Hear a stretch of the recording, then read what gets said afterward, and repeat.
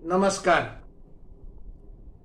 देशामध्ये जर जीडीपी वाढायचा असेल तर व्यापार वाढावा लागतो, उत्पादन वाढावं लागतं. उत्पादन जर वाढवायचं असेल तर कच्चा माल उत्पादनाच्या ठिकाणी न्यावा लागतो आणि तयार माल, उत्पादन झालेला माल ग्राहकापर्यंत पोचवावा लागतो. आणि हे जर व्हायचं असेल तर यातायाताची सुविधा, दळणवळणाची सुविधा ही सक्षम असावी लागते. आणि त्याचाच विचार करून मोदीजी पंतप्रधान झाल्यानंतर लगेच 1 वर्षाच्या आत 2015 साली सागरमाला प्रकल्पाची घोषणा झाली. केंद्रीय मंत्रिमंडळानं सागरमाला प्रकल्पाची मान्यता ही 2015 सालच्या मार्च मध्ये दिली. या सागरमाला प्रकल्पाच्या अंतर्गत 77 प्रकल्प आहेत, 77 बंदरं ही आपल्या देशाच्या किनारपट्टीवर उभी राहणार आहेत किंवा आधीची जी काही आहेत ती त्याच्यामध्ये अंतर्भुक्त होणार आहेत.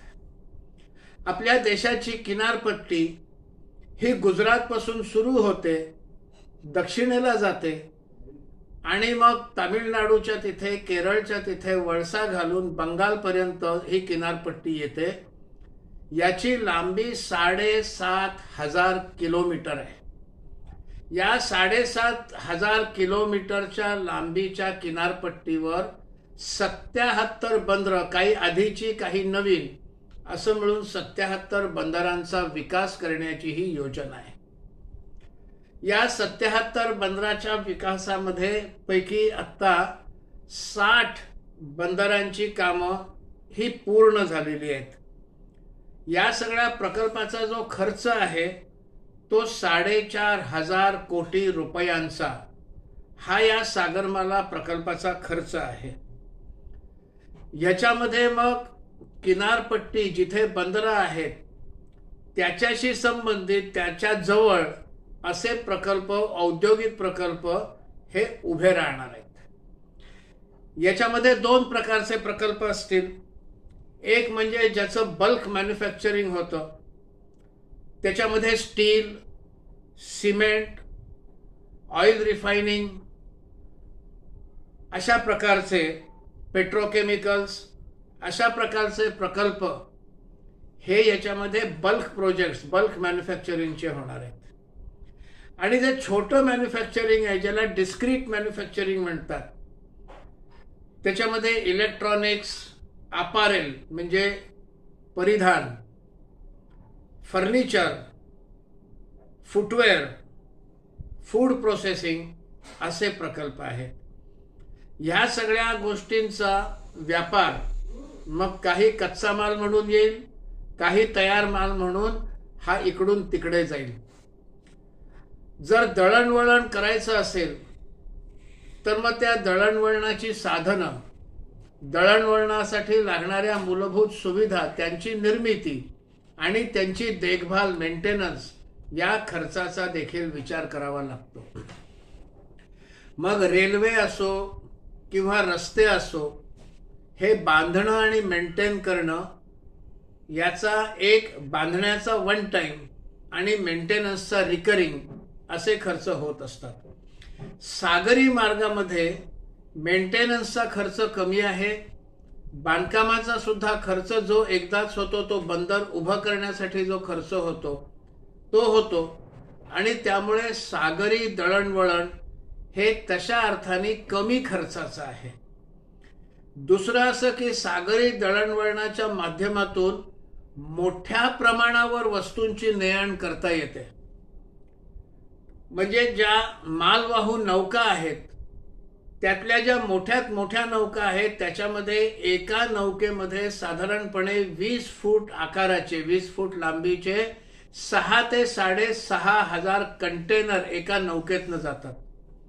छोट्या ज्या नौका आहेत, छोट्यातल्या छोट्या, त्याच्यामध्ये सुद्धा जवळजवळ 550 कंटेनर जातात. त्यामुळे माल कुठे पाठवायचा आहे, किती पाठवायचा आहे, याच्यावर मग ती नौका ठरवली जाते. आता कल्पना करा, मुंबईहून गोव्याला म्हणा मडगावला म्हणा, मंगलोरला म्हणा, किंवा पलीकडे पारादीप असो, कलकत्ता असो, त्या सगळ्या भागामध्ये जर माल पाठवायचा असेल आणि 2000 कंटेनर एवढा जर माल पाठवायचा असेल आणि तो जर ट्रक हा कंटेनरनी ते ट्रकनी जर नेले तर 2000 ट्रक लागतील. काही वेळा हे ट्रक हे रेल्वेवर चढवले जातात किंवा रेल्वेवरच कंटेनर ठेवले जातात. मग 2000 कंटेनर जर न्यायचे असतील तर मग त्याला 2000 बोगी किंवा 2000 ट्रक लागतात. पण जर हेच एका मालवाहू नौकेत गेले तर एकाच नौकेत 2000 कंटेनर जातात आणि त्यांना ज्या ठिकाणी उतरवायचं आहे त्या ठिकाणी ते उतरवले जातात. पुन्हा नवीन कंटेनर भरून पुढचे कंटेनर असे त्याची डिलिव्हरी होत राहते. त्या अर्थाने सागरातनं दळणवळण हे कमी खर्चाचं आणि अधिक प्रभावशाली होतं आणि त्या दृष्टीनं हा सागरमाला प्रकल्प हा केलेला आहे.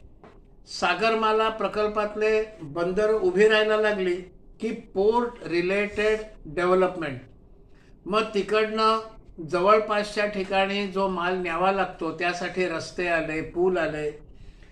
जिथे तो माल उतरवला जातो तिथे कंटेनर बे तयार करावे लागतात की जिथे कंटेनर साठवले जातात, उतरवले जातात आणि तिथून मग ते योग्य त्या ठिकाणी पाठवले जातात. आणि त्याच्या जवळपास मग ह्या सगळ्या बल्क आणि डिस्क्रीट इंडस्ट्रीज ह्या उभ्या केल्या जातात. म्हणजे त्या बंदराच्या आजूबाजूनी, त्या बंदराच्या आधाराने अनेक प्रकारची ही विकास कामं होतात आणि अनेक प्रकारच्या हालचाली, व्यापारी हालचाली या तिथे होतात. आज पंतप्रधान मोदींनी पालघर तालुक्यातल्या डहाणू जवळच्या वाढवण बंदराचा जो पायाभरणीचा कार्यक्रम केलेला आहे, हे वाढवण बंदर देखील या सागरमाला प्रकल्पापैकी एक बंदर आहे. हे बंदर जगातलं 10 क्रमांकाचं आणि भारतातलं 1 क्रमांकाचं आकाराने मोठं असं ते बंदर आहे. भारतातलं सगळ्यात मोठं बंदर हे असणार आहे. हे डीप वॉटर पोर्ट आहे, ज्या ठिकाणी पाण्याची खोली खूप भरपूर आहे असं हे डीप वॉटर पोर्ट आहे.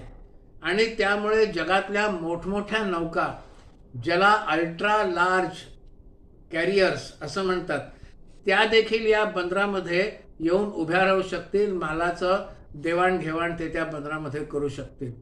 असं हे वाढवणचं बंदर आहे.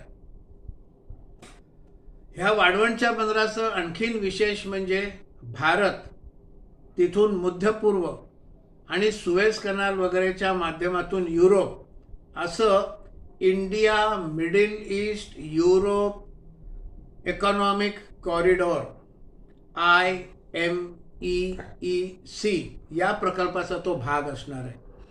इथून भारताचा व्यापार हा पश्चिमेच्या देशांमध्ये मोठ्या प्रमाणावर होऊ शकेल. त्यासाठी ह्या बंदराचा उपयोग होणार आहे. ह्या बंदराचा पहिला टप्पा हा 29 साली पूर्ण होणार आहे आणि दुसरा टप्पा 39 साली पूर्ण होणार आहे. दोन्ही टप्पे पूर्ण झाल्यानंतर या बंदरातनं प्रत्येक वर्षी 2.5 कोटी इतके कंटेनर, 20 फुटी कंटेनर, 2.5 कोटी 20 फुटी कंटेनर यांची ये जा ने आण ही या बंदरातनं दरवर्षी होईल. एवढं मोठं हे बंदर आहे. या सागरमाला प्रकल्पामुळे अनेक लोकांना रोजगार मिळणार आहे.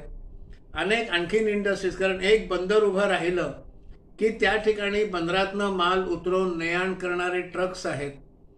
त्या ट्रक्सचे मालक असतील किंवा ड्रायव्हर क्लीनर असतील.